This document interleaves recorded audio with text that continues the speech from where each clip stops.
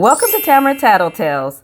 I'm Tamara and I spill the tea on your favorite reality stars. Season 13 of Married at First Sight is finally underway. In this video, I'm going to recap the wedding of Michaela and Zack and the tea ceremony between Bao and Johnny. Michaela and Zack, they start their wedding day with the obligatory friends rushing into their hotel rooms to wake up the bride and groom for the wedding. Michaela looked like she just woke up, but Zack was under the covers, fully clothed, hair combed, wristwatch on. It looked totally staged.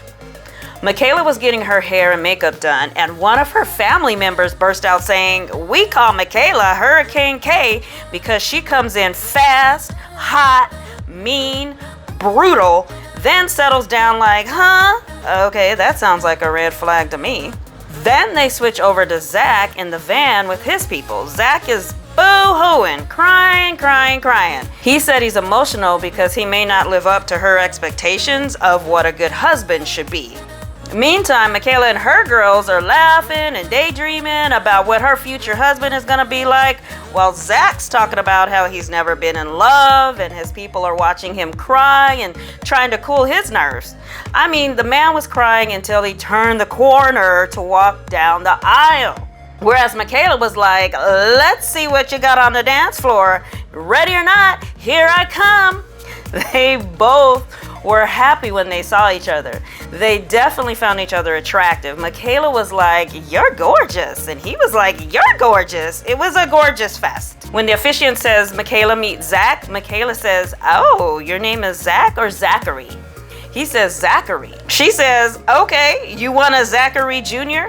He was a little taken back like, "Damn girl, cool your heels," but replies, "It's up to you. I'll leave that to you." Good save, Zack. Zack memorized his vows, which was very impressive. He said he already knows that she's brave, courageous, and believes in love.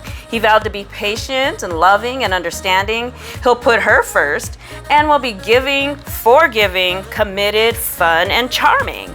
Michaela was like, "Okay, come on," then grabbed him by the hand as if to run away with him. "Girl, you already got the man down the aisle about to say I do. Where you going?"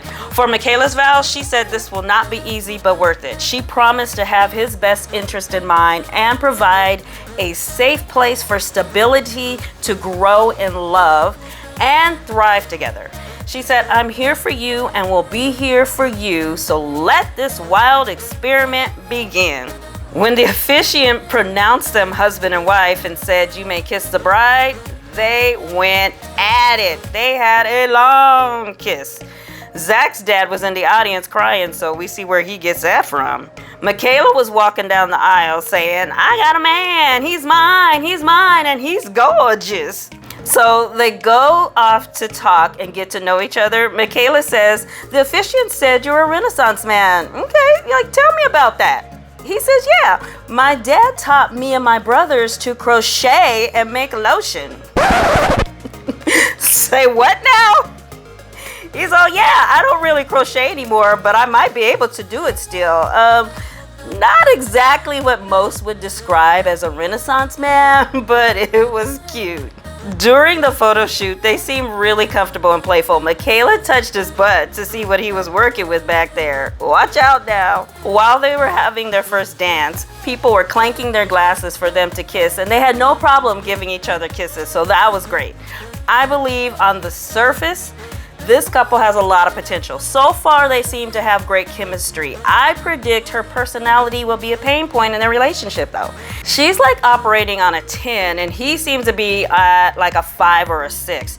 She will probably be overwhelming for him at times. Plus, she's admittedly stubborn, which can make compromising very challenging. He seems to be down to earth and willing to please, but he also comes across as being more emotional. It's possible that her stubbornness could hurt his feelings. Bao and Johnny. Bao insisted on a tea ceremony while Johnny was planning one for her as a surprise, so they were both on the same page there. This ceremony took place after their wedding. Johnny explained that a tea ceremony was basically the joining of two families. So they get all dressed up in their stunning red outfits. At the end of the short aisle, there's this altar draped in red that had food on the table. So Johnny was standing in front of it holding Bao's bouquet from the wedding to present it to her. And Bao walks down the aisle. Johnny is happy and cheesing, about to hand her the flowers. Then Bao looks past him and blurts, "There's the pig!" looking at the food on the table. Good Lord, Bao, greet your man before the dead pig. They move on and serve tea to their parents as a sign of respect and receive their elders' blessings on their marriage. Bao says this is the start of the biggest and best love story ever. Johnny's dad didn't approve of the wedding, so he didn't attend, but Johnny was like, "I'm getting married anyway, and I'll ask for forgiveness later." They showed them in their original wedding outfits at the reception. Their first dance looked very stiff and awkward. Johnny said he could tell that Bao wasn't comfortable with him touching her yet, but he really wanted to make out with her. These two appear to be a great match. They already know each other from college.